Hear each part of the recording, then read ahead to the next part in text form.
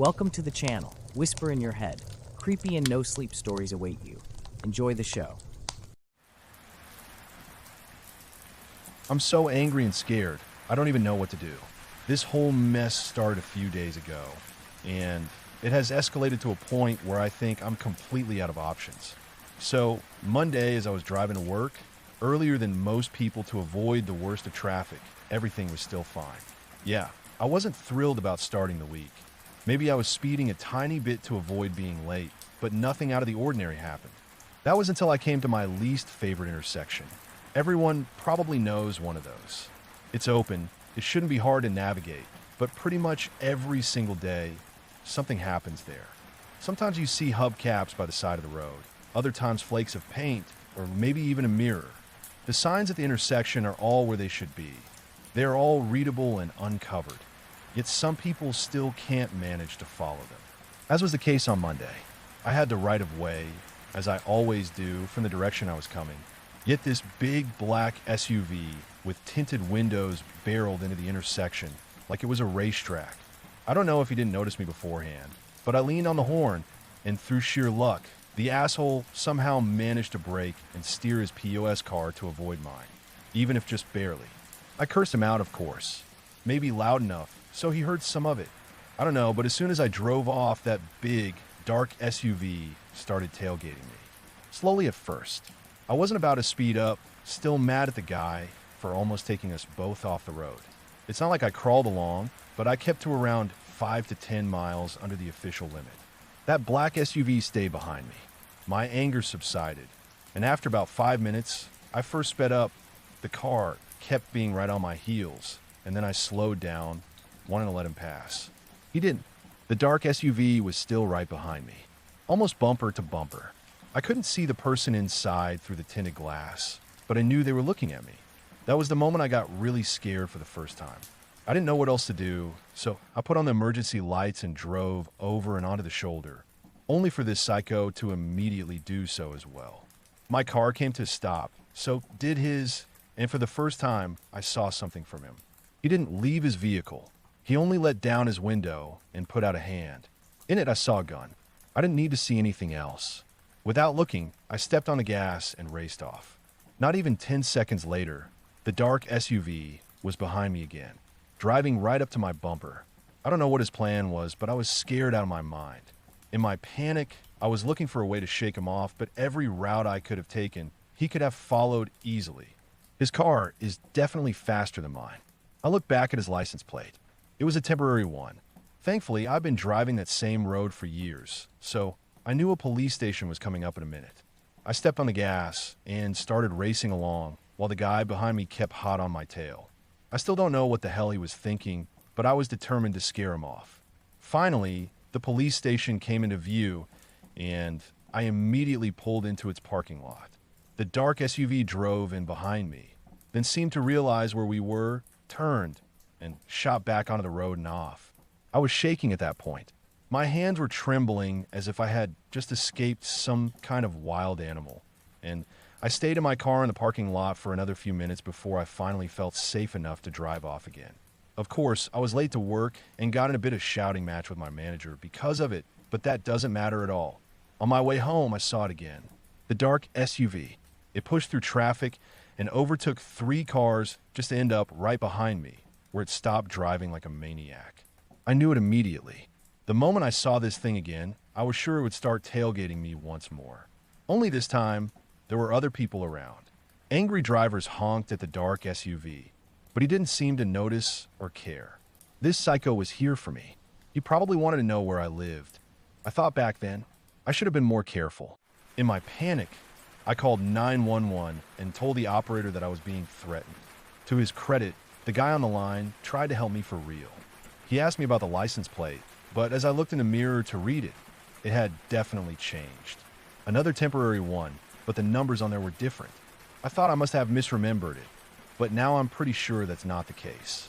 Still, I told the operator, and then he asked me if there was any place I could safely stop, and thankfully, I was just about to pass by the same police station as I had on my way to work.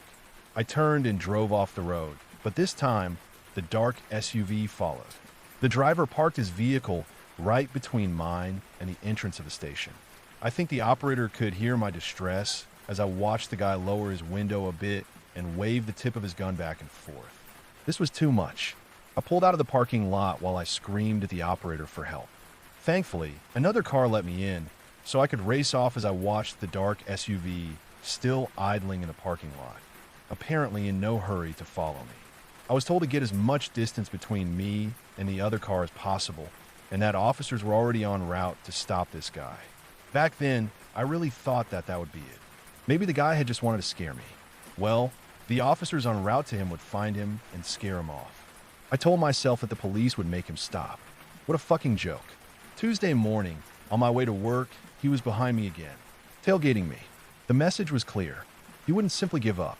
I called 911 and told the woman on the line the whole story, but the dark car turned off the road before I even reached the police station. What I do remember clearly is that his license plate was different once more. He was changing them every time. A cop car waited for me as I left work and escorted me home. The dark SUV didn't follow us, but I think I saw him off in the distance. It's all a game to him, I fear.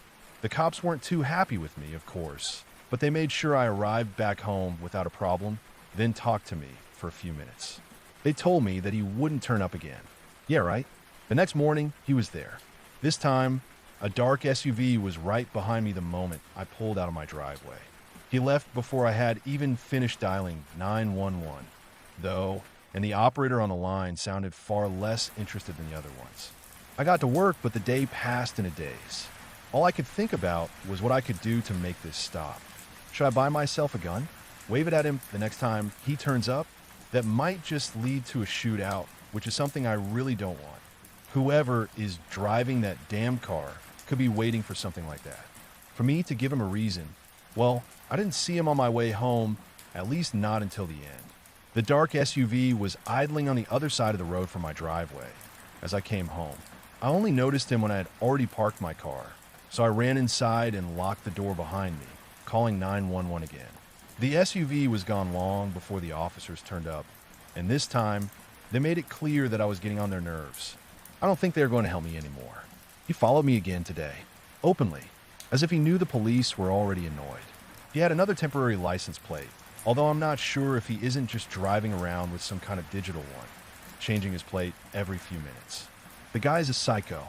I know it. I can feel it. Should I walk up to him and try to talk it out? No way. He'll kill me. Right now, as I'm writing this, he's idling out on the street, watching my windows. Sometimes I can see movement behind the dark tinted glass of his car. Is he recording me or waiting for me to do something? I don't know what to do, and I am scared. He's been obsessed with me for days already, and I don't think he'll stop anytime soon. I feel like no. I know I'm in danger. He's getting ready for something. This won't end with him just driving off. What do I do? It was a warm summer night in the back county of South Carolina. I recently moved from the north, so I wasn't familiar with how to get around yet. I had just had dinner with my grandparents and cousins, and was in the middle of my 45-minute drive back to my apartment. I always keep my phone on a holder while driving, and only touch it when I'm skipping through music. It started with my GPS malfunctioning, ending my map and destination, and then suddenly going back to normal. I didn't think anything of it due to some spots having crappy cell service. I continued to drive down the road, bouncing my head to 2000s throwbacks and occasionally sipping my Red Bull. I have a habit of unconsciously checking the time when I go to check how fast I'm driving. That's when I noticed my clock was an hour behind. I immediately tapped my phone, which showed the time. 2 hours behind. I instantly grew confused. I thought I had left just after 6 p.m., and it was now nearly 8 p.m. Suddenly, my GPS froze, and I desperately tried to fix the jam, all while driving down a dark road. The only light came from my headlights. Then, my GPS turned back on. The GPS popped back on and began rerouting me. I thought nothing of it, since I had no idea where I was. I continued to drive, following the directions until I eventually reached a dark, dirt road, surrounded by trees. My stomach started to churn, and I grew extremely uneasy and fear struck my body. I frantically looked around for some way to make a U-turn out when my car slowed to a stop. in the middle of the dirt road. Then, my car completely turned off, keys still in the ignition, Bluetooth disconnected, phone silent. The feeling in my stomach grew stronger. Every bone in my body was telling me, "Get out, now." I frantically looked around, trying to pinpoint where I could go, what I could do, how I could defend myself if needed. My car slowly started to fill with a foul, vomit-inducing stench, like flesh that was rotting from the inside out. I gagged and nearly threw up. The nerves, the stench, and the fear all building up as bile in my throat. I wanted to leave. Then I heard it, moaning, loud, guttural moaning that made the hairs on the back of my neck stand up. I quickly looked around, and at this point, I was preparing for the worst. The moaning continued until it sounded like it was right beside my car. As soon as I turned my head, I was staring at a dark, terrifying silhouette.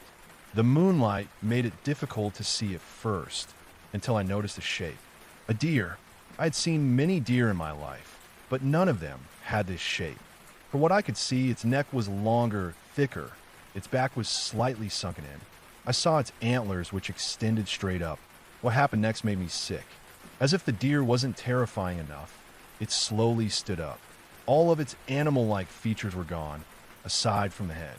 I whimpered, and at this point, I could feel my seat dampening and my jeans soaking. I had urinated myself. The entity stood up and walked past the front of my car, like any other human before it faded into the darkness of the forest. As soon as I could no longer see it, my car turned back on, and the music continued, bumping Britney Spears through my bass. The feeling of dread and sickness began to pass, and running on pure adrenaline, I ripped my gear into reverse, drove off the road, hitting some bushes, and sped towards the entrance. I was panting. My hands were shaking and my pants were soaked, but I didn't care. The second I pulled out onto the main road, my GPS went back to its original route and resumed the drive. 37 minutes. I was 37 minutes away from home. I continued driving, and I quickly dialed my boyfriend's number, not caring about my no hands rule. My boyfriend answered. "Hey, you on the way home?" I immediately began pouring out everything that happened. The car shutting off, the figure, the smell, everything. My boyfriend ended up staying on the call with me until I got home. And when I returned to our apartment, he ended up checking my engine, my oil, my tires, everything, trying to find an explanation. I knew he was worried beyond belief. And the fact that I peed myself only heightened his concern. My car was dinged up with some minor scratches, but everything seemed all right and functioning. Later that night, after I had showered, changed into my favorite pajama set, and watched our favorite Twitch streamer, I pulled out my phone and began the GPS to my Nan and Papa's house. I probably spent an hour trying to find a dirt road I was on, the road where everything happened, but there was nothing. I even went into Street View and tapped along my entire route. No dirt road, no location that even remotely resembled the road I had driven down. I've been driving tow truck for Morrison's Auto Recovery for 8 years now. Started on day shifts, but the night work pays better and there's less traffic to deal with. You get used to the weird hours, the drunk drivers who wrap their cars around telephone poles, the breakdowns on dark stretches of highway where cell service cuts out. It's honest work and I'm good at it. Most calls are routine. Dead battery, flat tire, fender bender where nobody got hurt. Once in a while you get something that sticks with you, like the time I pulled a sedan out of Miller's Creek with the driver still inside, where the guy who insisted his car had been moved while he was getting coffee at the truck stop. You learn to take people's stories with a grain of salt. Stress and fear make folks see things that aren't there. But last Tuesday's call was different. I'm still trying to make sense of what happened out there on Route 47. The dispatch came in around 2:30 a.m. Vehicle off the road. Mile marker 22, possibly occupied. Linda's voice crackled through the radio. Caller said the driver might still be inside, but she couldn't get close enough to check. Mile marker 22, on Route 47, runs through some of the thickest forest in the county. It's a winding two-lane that connects the valley towns to the interstate, popular with truckers trying to avoid the way stations.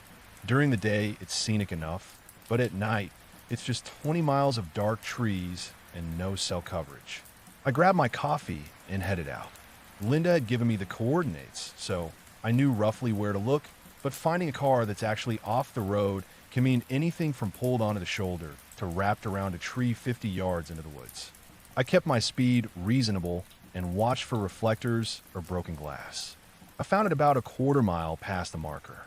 At first glance, it looked like the driver had just pulled off to take a call or get some sleep. The car, a blue Honda Accord, maybe 5 years old, was parked about 30 feet into the tree line on a patch of relatively flat ground. The engine was off, but the headlights were still on, casting weak beams through the fog that had rolled in during the drive. I pulled my truck up parallel to the road and hit the flashers. Standard procedure is to assess the situation before you start hooking anything up. So I grabbed my flashlight and walked over to see what I was dealing with. That's when I noticed the first odd thing. The car's doors were all locked, windows rolled up tight, and I could see someone in the driver's seat. A young woman, maybe mid-20s, gripping the steering like her life depended on it. When my flashlight beam hit the windshield, she looked up at me with eyes that were wide with terror, makeup running. I tapped on the driver's side window. "Ma'am, I'm with Morrison's Towing. Are you hurt?" She shook her head, but didn't roll down the window. Instead, she pointed toward the woods behind her car and mouthed something I couldn't make out. "Ma'am, I need you to open the window so we can talk," I called, raising my voice slightly.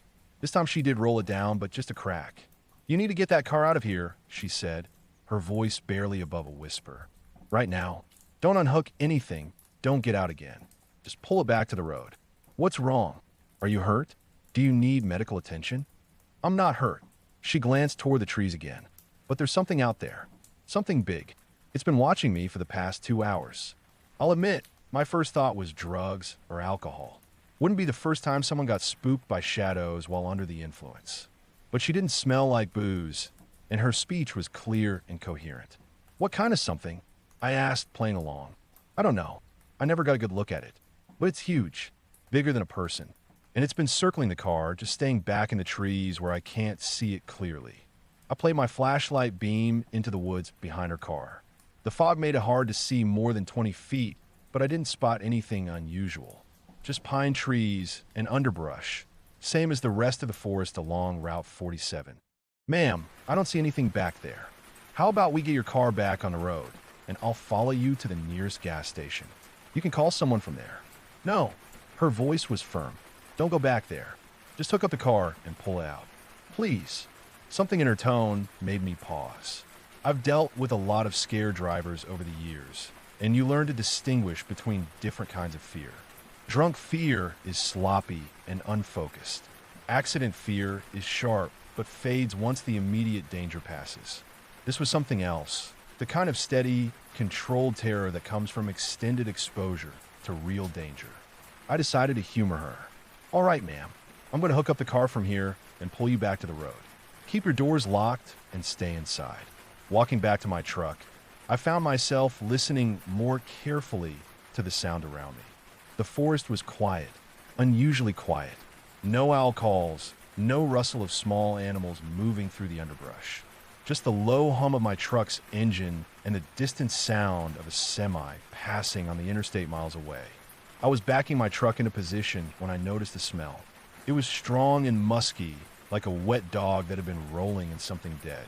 The kind of smell that makes you breathe through your mouth.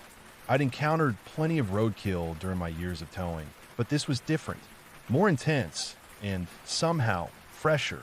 Getting out to attach the chains, I played my flashlight around the Honda and immediately understood why the woman was so terrified. On the roof of her car were 2 massive handprints pressed deep into the metal. Not scratches or dents from debris, but actual palm and finger impressions where something had gripped the roof hard enough to deform it. Each handprint was easily twice the size of mine, with long finger marks that ended in what looked like claw scratches. "Fuck," I muttered, running my flashlight along the car's perimeter. There were more marks, scratches along the passenger side like something had tested the strength of the windows, and gouges in the paint where claws had scraped across the metal. "Now you see why I wouldn't get out?" The woman called from inside the car, her voice muffled by the glass.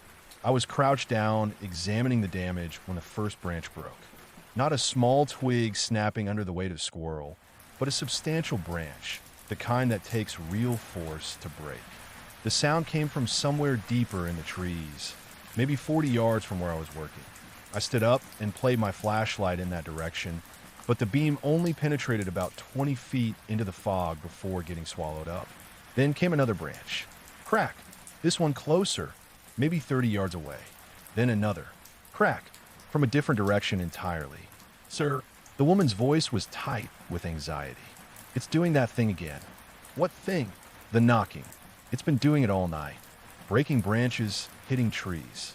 Like it's trying to scare me.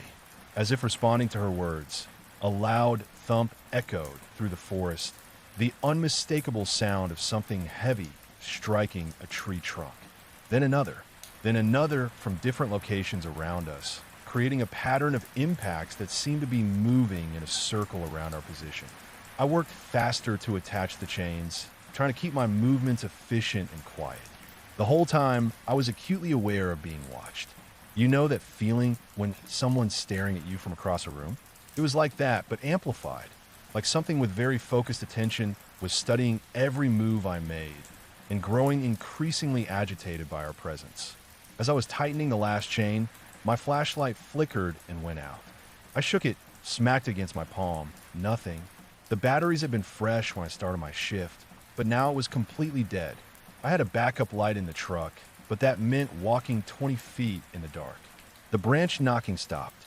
The forest went completely silent. Sir, what happened to your light? Battery died. I'm going to get another one from the truck. Don't leave the car. Please. The fear in her voice was palpable. And standing there in the darkness, surrounded by that oppressive silence and the lingering smell of wet animal, I found I didn't want to leave her either. I'll be right back. Just getting another flashlight.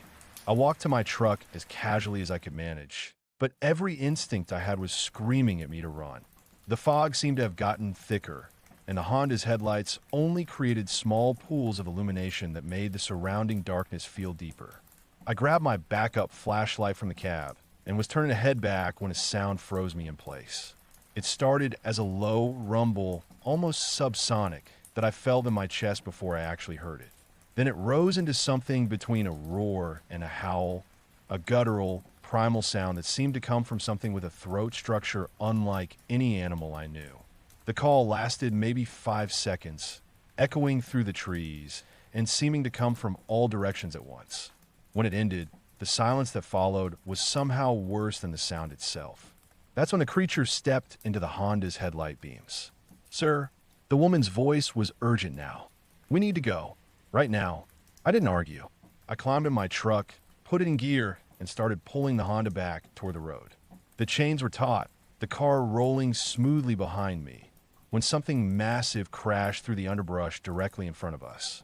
It stepped into the full glare of my headlights, and for one terrifying moment, I saw it clearly. The creature was enormous, at least 9 feet tall, maybe more. Its body was covered in thick, shaggy, dark hair that seemed to absorb the light rather than reflect it. The shoulders were impossibly broad, the arms so long they nearly reached its knees. Its hands ended in fingers that looked more like thick clawed talons. But the worst part was its face. It resembled that of a human, but with proportions that shouldn't exist on neither man nor beast. The eyes were deep-set and intelligent, reflecting my headlights with a yellow-green shine. When it opened its mouth, I could see teeth that were designed for tearing. It stood there in the road for maybe 3 seconds, studying us with that terrifying intelligence. Then it began walking toward my truck. "Gio!" the woman screamed from behind me. "Go, go, go." I gunned the engine, hoping to scare it off, but the creature didn't flinch. Instead, it picked up speed, moving faster than anything that size should be able to move. My truck lurched forward, the Honda's weight dragging behind me. But we were moving too slowly. The creature reached my driver's side door just as I managed to get us rolling. Through the window, I found myself looking up into its face from less than 3 feet away. It placed one massive hand against my door, and I heard the metal groan under the pressure. The handprint it left behind completely covered the window, fingers easily twice the length of a human's, with what looked like thick black claws at the tips. For a moment, we were locked in this impossible stare down. me gripping the steering wheel so hard my knuckles had gone white, and this thing studying me with eyes that held far too much awareness. I could hear its breathing, deep, measured breaths that fogged the glass between us. Then something seemed to shift in its expression, and it stepped back. I didn't wait to see what it would do next. I floored the accelerator, pulling the Honda behind me as fast as the tow chains would allow. In my side mirror, I watched the creature grow smaller, but it didn't disappear into the forest. It just stood there in the middle of the road, watching us go. We didn't stop until we reached the gas station 8 miles down Route 47. My hands were shaking so badly I could barely put the truck in park. Behind me, I could hear the woman crying. Not hysterical sobs, but the quiet crying of someone who just survived something that shouldn't be survivable. When I finally got out to unhook her car, I saw what the creature had left behind. There was a handprint pressed deep into the metal of my truck's door. Not just on the surface, but actually deformed inward like the metal was soft clay. Each finger had left a distinct impression, complete with claw marks that had scratched through the paint down to bare steel. The woman stood next to me, staring at the evidence of what we'd just encountered. "Those weren't there before," she whispered. No, I agreed. They weren't. We stood there in the harsh fluorescent light of the gas station, both looking at proof that what we'd experienced was undeniably real. Physical evidence that something impossibly strong had touched our vehicles, had been close enough to kill us both if it had chosen to. "What do you think it wanted?" she asked. I thought about those intelligent eyes, the way it had studied us both so carefully. "I don't think it wanted to hurt us," I said finally. "I think it was curious." She nodded slowly, like it was trying to figure out what we were. I called in sick for the rest of my shift and drove straight home. Spent the next hour sitting in my kitchen, drinking coffee, and trying to make sense of what had happened. The rational part of my mind kept searching for explanations. Maybe someone in an elaborate suit, maybe a circus animal that had escaped. But the handprints on my truck door told a different story. No person, no matter how large, could have compressed steel like that. And no known animal moved the way that creature had moved. I still work the night shift. I still take calls along Route 47 when they come in. But now I carry extra flashlights, and I never work alone in areas where the trees grow thick and the fog rolls in heavy. I had the handprints on my truck filled and painted over, but sometimes, late at night, when I'm driving those dark stretches of highway, I run my fingers over the spot where they were and remember. Because whatever's out there in those woods, it's still out there. And now I know it's curious about us. That might be the most terrifying thing of all. Paid hitchhiker, $150 per hour. 2-hour nights, Monday through Friday, 8 to 10 p.m. I did the math in my head. About $6,500 a month. Not bad. As that thought sank in, I realized studying music theory had probably been a mistake. Still, I decided to reply to the listing. I answered a few questions, attached my resume, though I wasn't sure what good that would do, and hit send. Almost instantly, I got a response. I'd half expected that. I couldn't imagine many people jumping at this position. Thank you for your interest in the hitchhiking position. We're excited to invite you to move forward with the interview process, and we look forward to getting to know you professionally. I typed back quickly. Thanks for reaching out. I'd be glad to move forward with the interview. What dates and times work best for you? The reply came moments later. Friday, followed by a set of coordinates. I plugged them into Google Maps. The destination was a small building on a long road in the middle of a forest. On Street View, the place looked distorted, almost blurred. All I could make out was a sign. No soliciting, no religion, no unscheduled meetings. It was Wednesday then. I tried to convince myself I didn't need the money, that it wasn't worth the risk. But the truth was, I didn't need the money. Badly. I was drowning in debt, and every last dollar would help.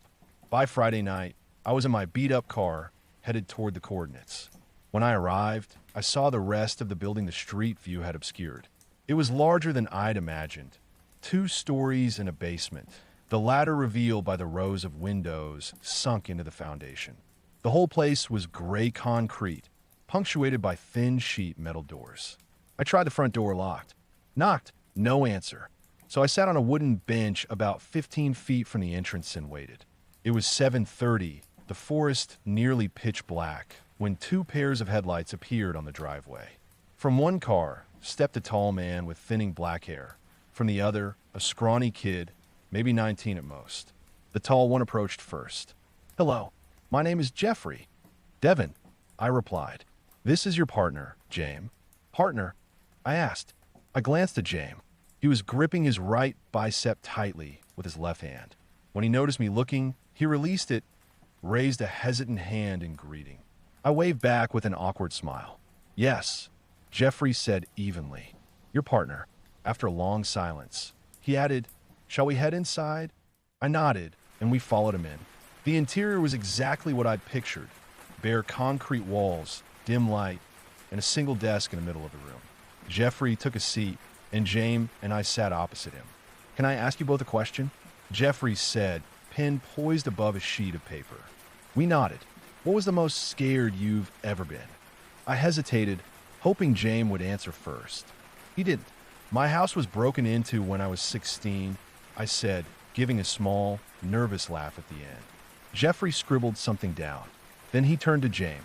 "I don't know," James muttered. Jeffrey studied him for a moment, then nodded. "Very well. Shall we get you both suited up?" We exchanged a glance and answered sure. He led us to a small room with a closet and 2 changing booths. Handing me a bag of ragged, tattered clothing, he gestured for me to change. Inside the booth, I slipped into the clothes. They looked filthy, but smelled surprisingly clean. When I stepped out, I saw James. He was dressed in a perfectly tailored suit, spotless and elegant. We stared at each other in confusion. Jeffrey just grinned, wide and satisfied. "Perfect," he said. "Devin, follow me, please. We need to touch up your look a bit more." He guided me toward another door leading down to the basement. At the center of the room stood a red vanity table, stocked with makeup. "Sit," Jeffrey instructed. I sat, staring at myself in the mirror. I wondered how on earth I'd ended up here. Jeffrey went to work with brushes and sponges, moving with the ease of experience. When he finished, my reflection looked ragged. My face dirted, hair greasy, eyes sunken. We went back upstairs. "Your turn," Jeffrey said to James. James descended into the basement as I waited. When he reappeared, his transformation was startling. His hair was neatly combed, his skin glowing, his eyes an unnatural bright blue. Contacts, I guessed. Jeffrey clasped his hands together. "Now, a few rules before you head out." He recited them one by one. "Never enter the black truck, even if it seems like your last hope. If you ever see a man identical to yourself, get into the car, nod to him, and exit immediately. If the radio is set to 99.3, get out of the car, no matter how fast it's moving. Never allow your driver to pick up another hitchhiker." Everything clear? We both nodded. "Wonderful. Please follow me." He led us to his car, opening the front passenger seat and one of the back doors. James hesitated, so I took the front. "We'll head to your site first, James," Jeffrey said. "Okay, ya me murmured." We drove through darkness and silence until a bench appeared by the roadside, identical to the one I'd waited on earlier. "Your stop," Jeffrey said. James stepped out, sat on the bench, and stuck out his thumb. "Onwards to your site," Jeffrey told me. As we drove, I finally asked what had been nagging at me. Why did James get the nice makeover? Wouldn't I be better suited to play the businessman? I mean, the kid's a twig. Jeffrey ignored me at first, eyes fixed on the road. Then he smiled, put the car in park, and leaned over me to pop open my door. "Remember to tell them to bring you right back to the building," he said. "You didn't tell James that," I pointed out. "Don't worry," Jeffrey replied. "He knows." I figured he'd gone over more rules with James during his makeover. I stepped out and sat on the bench. About 30 minutes passed before I saw headlights. I stuck my thumb out, but the car flew past, not even slowing. 10 minutes later, the woods behind me stirred. At first, just rustling. Then twigs snapping, something pacing, circling. The sound of deliberate movement, closer each time I ignored it. And then the black truck arrived. It didn't appear down the road like a normal vehicle. It was there, headlights already blazing, horn already screaming. The air itself seemed to vibrate from the sound. The beams of light blinded me, catching every raindrop, every speck of dust in their glare. I shielded my face as the truck crept toward me.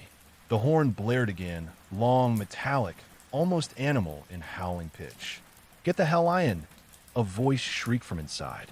Not one voice, but dozens, layered over each other, all mismatched in tone, but perfectly in unison.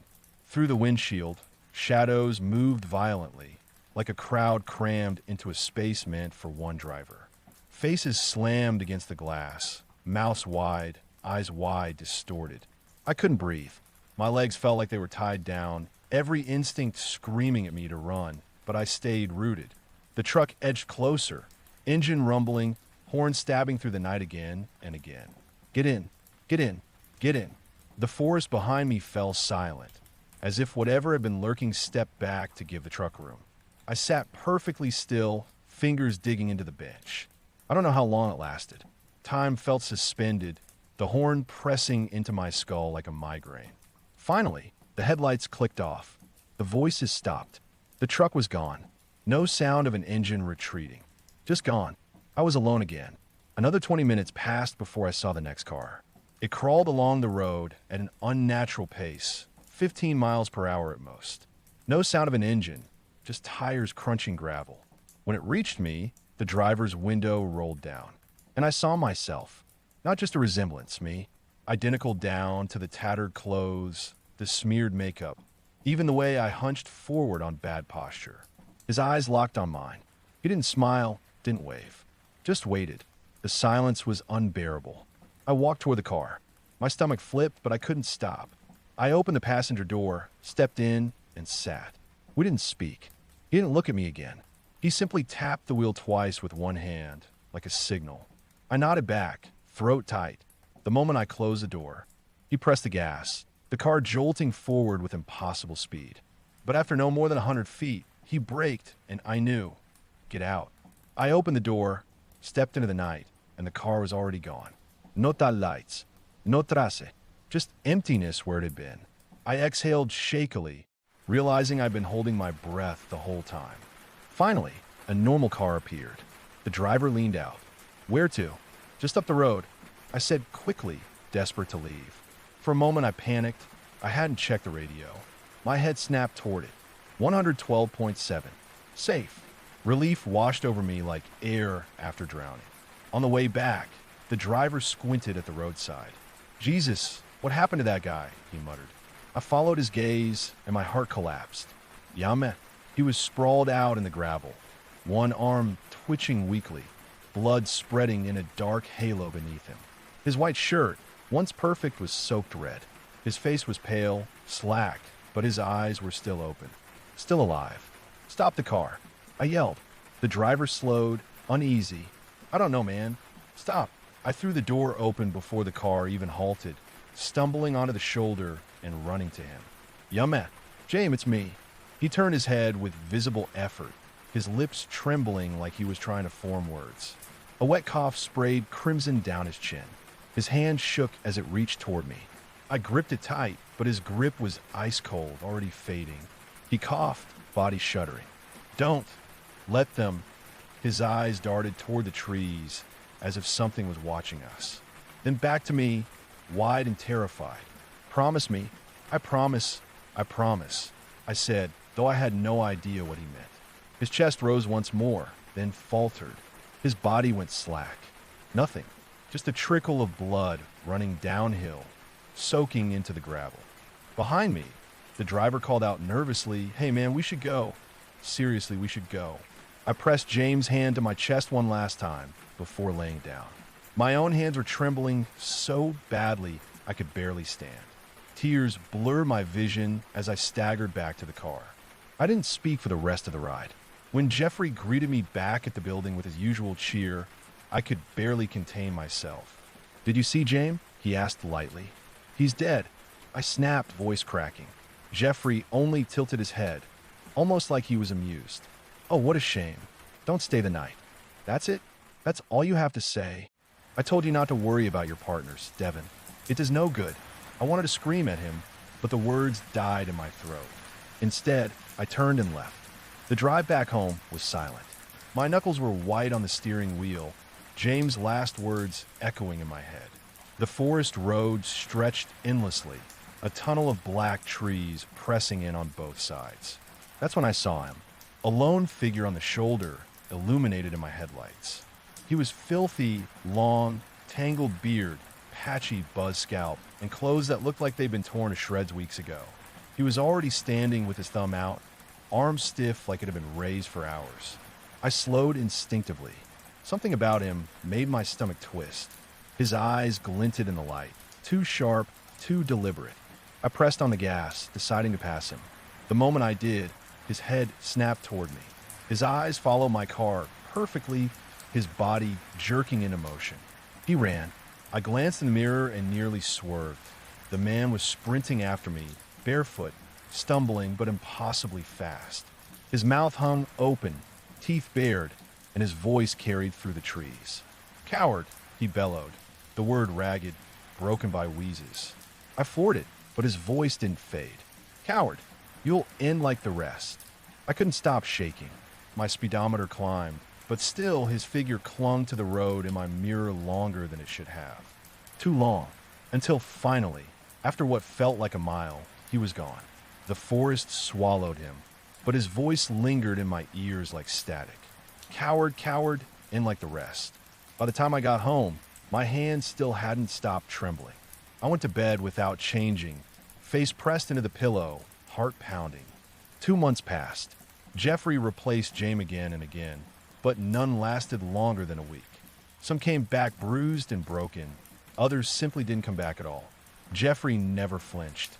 He only smiled, adjusted his notes, and prepared another partner. And I kept returning.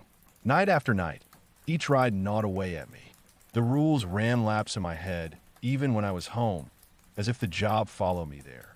Tomorrow night, I've decided I'm going to talk to Jeffrey about quitting. I've already rehearsed how I'll say it. Firm, polite, like it's just a simple resignation. I hope he understands.